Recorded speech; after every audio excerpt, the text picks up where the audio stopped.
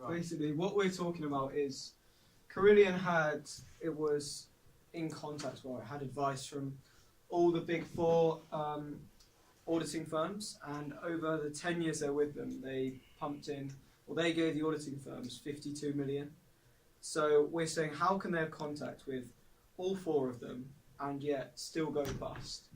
And also we're saying how it didn't affect any of PwC, KPMG, because it's basically an oligopoly. An oligopoly in economics is, so some of you I spoke about monopolies. Oligopoly is where you have a few big companies ruling the market, and these companies they either work together or they go against each other. So for example, in this case, they work together, and so that means they can charge a higher price, make supernormal profits, and it's basically not good for the market. So what we're suggesting is that they are split up because they're letting big public companies like Carillion go bust. And so they were saying about the building companies, their contracts. The Dartford crossing.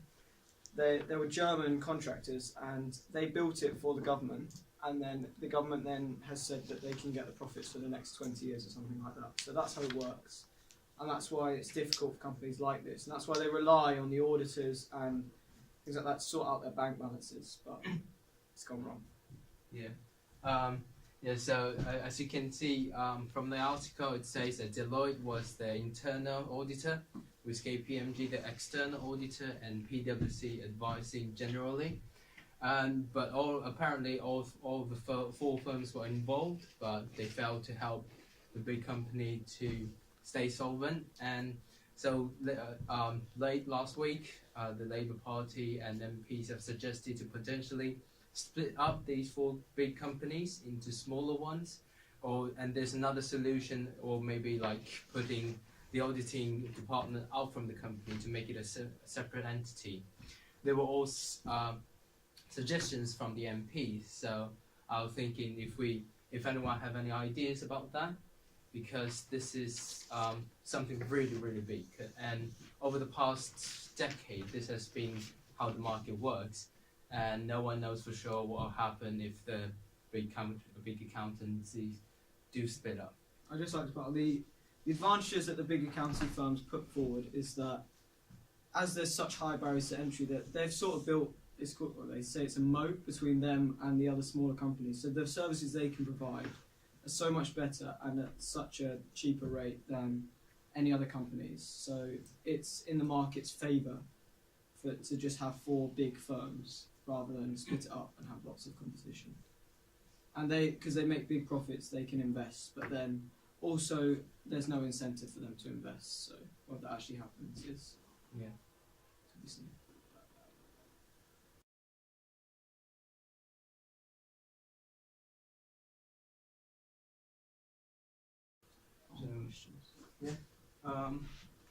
So here are the questions. So should we break up the big four? Anyone have any ideas, opinions about that? Yeah, I mean, there's no right or wrong. Yeah. I don't understand how would the government break up the firm. They just literally go in and say you have to split up into multiple companies, and that kind of unfair on them. They haven't actually done anything illegal or anything. Yeah. I mean, yeah, that's how they do But it. an oligopoly is illegal, like working together to charge a price together. That's illegal. What if they were just colluding, like, you know, Miss Stephen was just like tacitly, like if they can't prove they're actually doing it together, and it was just a matter of they were all large firms doing the same thing because that was what made sense for them. If you can't prove they actually like directly work together, then how would you justify splitting them up if you were the government? Yeah. How would you explain how that's fair on them? Yeah. I think what they were saying is that because these four companies, they're like.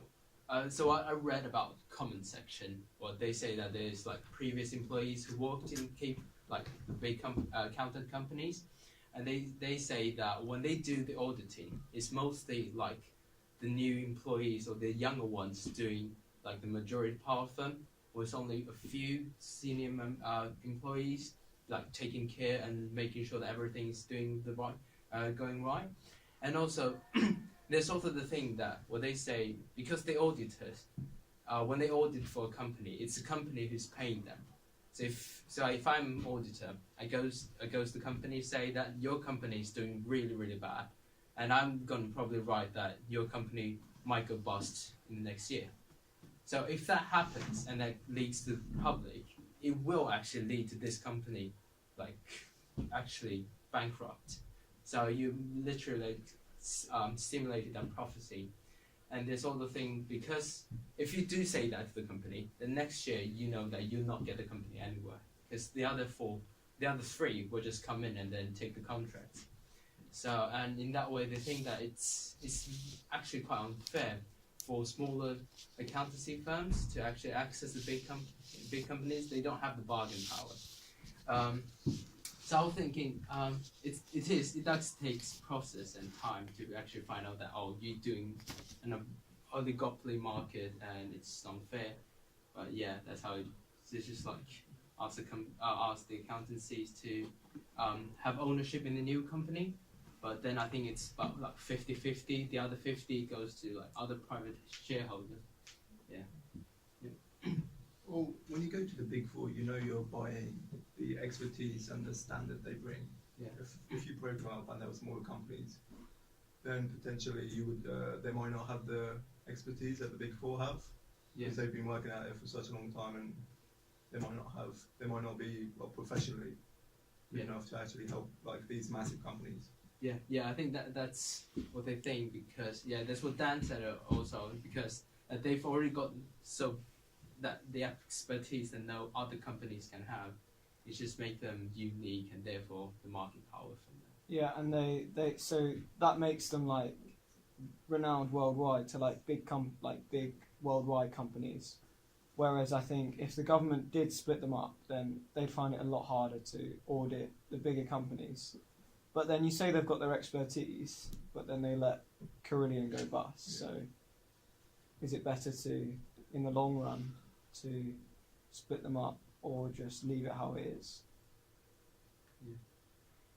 And also, so for many of the Big Four companies over here, they actually went today from mergers and acquisitions. So like PwC were merged from two accountancy companies in London, and Ernst & Young, apparently another two companies merged together. So you're literally like de-processing this natural market process. So that's where they ask whether it's effective, or is it going to be effective or not. The other problem with the big firms is I read that KPMG, they were involved in like an illegal tax thing, but from the American government all they got was a slap on the wrist, because they're such a big firm. The American government wanted to like keep them happy basically, whereas a smaller firm, they would like, it wouldn't happen. And there was another idea put forward by some of them, saying that so maybe we can create like an independent institution owned by the government. So what the companies do is pay money to this institution for auditing, and then this institution asks other accountancies to do the auditing for them. So in this way, because there's like a conflict of objectives. So for any current accountancy firms, if you're working for another company to be audited, then you can't say anything that is very unpleasant for them. So, but if you have an independent institution, in that way, you sort of like change the conflicts into between, because from the government, you can't have a conflict with them, even if you're like a big business. You have to like comply to the rules, and then what they say it's just there, and then in that way it might help to prevent and things like that to happen in the future. And also, do you think that it's actually an oligopoly at the moment, or is it just a natural market? I would also argue that these companies, they want an objective audit. They don't want biased audits in their favour, because if you were the owner of a company, you would want to know that your revenues are sound, so that your company will not go into liquidation like Carillion. You want to know your company can run the next year and into the future, so you don't want biased audits. You want objective audits. So even if it's maybe there's a part that's going wrong and the auditors find that out, they'll tell you that, and then you can take action. Yeah. And the problem as Rain was saying, was that the auditors aren't doing that, because if they do that and it gets released on, say, Bloomberg or something, the stock price literally crashes, and then they have even less revenue. And then that's one of the problems. The stock price is independent. The revenue is independent of the stock price. No, but because they have shareholders, and Yeah. it doesn't help. Yeah. Well, it doesn't help, but that's what they need. Yeah. That's what they have to do. Yeah, and there's also the thing that, so there's like critics saying that the Carillion company is basically a Ponzi scheme, saying that because the people in high up there, they literally want to like suck every money out from the company. So if they have that intention, rather than like improving and developing the business, that's where it can go wrong. And so if the auditors did their job, say that this company is not doing very well, in an early stage where it can like be reversed, not at this stage where it's like and never people know about it, your company's dead. But so if there's like more regulation on the auditors, it might help to prevent this. But the question is, what regulations should we put in to like help make sure these things, like to make sure that auditors are doing their job right. Yeah. It's basically, how do you break up an oligopoly? Yeah.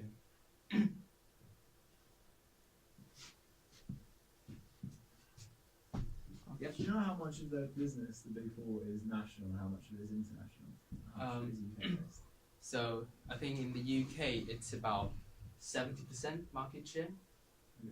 Yeah. And in the EU I think it's less than that, it's like 60 something percent. Yeah. So they have a lot of international business. They do, yeah.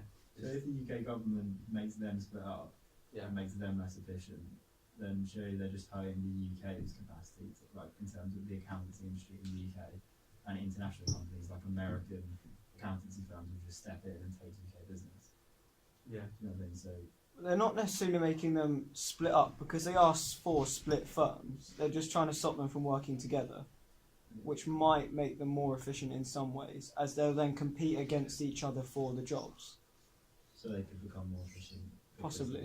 they're- Yeah, because they have more incentives to, rather than at the moment they've got like a cosy club and they know that they're going to get the job some one way or another. They don't really have to work for it. How do they work together then to make themselves more efficient? So like with Carillion, it says on here that like one was external, one was internal auditors. I don't really know, but I think they all like, well they have like, was it tacit, something like that, Yeah, like they Yeah, work they- together without yeah. yeah. basically. Yeah. Because and also, do you think that actually bringing out the auditing department out from the Big Four? Because when they originally started, their sole job was to audit, and that was it. But now they've got different consultant services, tax services to help business to like get as less tax as possible. They've got pension services to like how to manage the pensions of the employees the best as they can. But so if we can bring out the auditing department out from the Big Fours, then we can probably like make it independent and make it easier to regulate in the future. What's the difference between auditing and the rest of what the accounting firms do? Yeah. So if you look on the newsletter, it says what auditing is. It's just basically checking all the books, make sure that the things that because these companies that are being audited, they are so big, and they're probably floated on the share market. On every quarter, shareholders want to know how the company is doing, so the auditors come in, see if everything is right on paper. They also will check the inventories and like the hard copy sales records to make sure that everything is right, and then sign off before it can actually be released into the media and on quarterly reports. and all the others. So for example, consultant services, this is basically like, how do I get my business to do better? So if you go to PwC and say, look, my company is earning this. I want to increase it by 10% next year. What are some of the ways I can do it? So PwC will probably say, you can cut this cost, or you can like do marketing, things like that. That's one of. Sorry, Mom. No, it's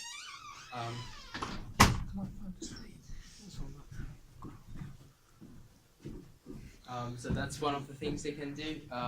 For pension services, this is also where Carillion went bust. They were paying high dividends, but earning very little. So what they pay about like 289 million in dividends, but they actually earn only about 159. So that's almost half of it. And so by paying the heavy dividends, they keep the shareholders. And what they also do is like pay into the pension funds for its current employees, because they employ about 30,000 employees in the UK. So that's massive amount of money that needs to be put into pension services. So, and that's where PwC actually helps Carillion to do that, but apparently it failed to do its job again. They must be doing something right. I mean, this was one case out of the hundreds and the thousands they do every year. Yeah. So maybe I think the government needs to review if this was just one bad apple. Yeah. Or if it was like something that all the accounting firms are doing wrong for each company, and if, like in the future there could be many more cases like this. Yeah. That's the argument, because there's just one Carillion this year, and there's so many other companies that have been correctly audited. I think what they're doing is that they're just not doing the work that they're supposed to be, because people expect very like objective and detailed reports from these accountancy firms, but they sort of doing like kind of ambiguous things, like not saying this as, not putting like into words that sounds nicer, and like doing some makeup for the company to make it look better. And then there's because they audit so many large companies. I mean, one of the things that the government is concerned about is that because Carillion is such a big company that is actually related to the government, so the government doesn't want any future firms for future events to happen like that with government contractors. So I think they've also making sure that all the other, because the way that Carillion earns money is also one of the things that caused it to go bankrupt, because the way it does its revenue, the way it calculates its cost. So in the article it says that the way the Carillion measures its revenue is based on how much of the contract is actually being done, but the way it measures its cost is based on estimated cost. So that's where it can go wrong, because it's an estimate by the accounting firms. If they estimate lower than actual, no one will say anything, because it's an estimate. So that's where people accuse of these firms of, because there's, like I said, there's this conflict of interest, and these auditors doesn't want it to lose their business, lose their contract. So they're putting it to lower the estimate, but actually the cost is really high. But with that, would breaking up the Big Four help that? Surely any accountancy firm would want to give the impression that the company's not going to go bust. Yeah. Because that would... Yeah, because that would, first of all, actually make the company go bust if they say that. Yeah. And second, they just lose their contract in the future. The difference is with other accounting firms, I don't think they're in contact with such big firms. So the smaller firms, they want to grow. So as Asmat was saying, they'd rather have an objective statement which gave them like ways to grow and what's going wrong. Whereas the ones that the big four are doing they're bigger companies. They're like Carillion, and they pay high dividends. They've got shareholders that care about the company. So they want to make the company look good and look glossy. Yeah. If you make the market even more competitive, so say you introduce more companies instead of just the big four, surely wouldn't these new companies just carry on making biased audits, so in the future that they would get these companies Yeah. back again, so Yes. now they have an even more urge to growth. Yeah. And then- Yeah, it's like it's not good to say it's fraud, but it's quite cheating. So yeah, that's what they do. So like if I'm a company and I know the other company has a PwC and they're saying that company is doing really well, but I know that it's actually not that well. But I want my company to look well as well. So I might as well just ask PwC to do my auditing rather than another accountancy firm who will be objective and say that it's going to be bad. Because, in the stock market, whenever there's an earnings release every quarter, the stock price will change according to that. And so, one of the objectives is to keep shareholders. And if you keep shareholders losing money, then it's not going to be good news for the managers. So it's quite complicated, but it just shows what's the accountancies that facing these problems. So maybe the question should be about regulating and the auditing rather than breaking up the big four. Yeah. Because you got any comments, Mr. Watts? Yeah, I was going to ask a question now. In other markets, like the US market or maybe, I don't know, in China,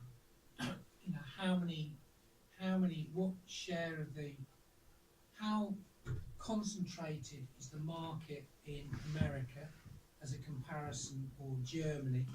I imagine Germany's still the same big four, is it? Yeah. But in America, is it different? And Yeah. if I go to a country like China, how does China audit their big firms? So I think in America, I think the most concentrated is here in the UK, about 70 to 80%. Then it's the EU, about 60 to 70%. Then it's America, about 50 to 60%.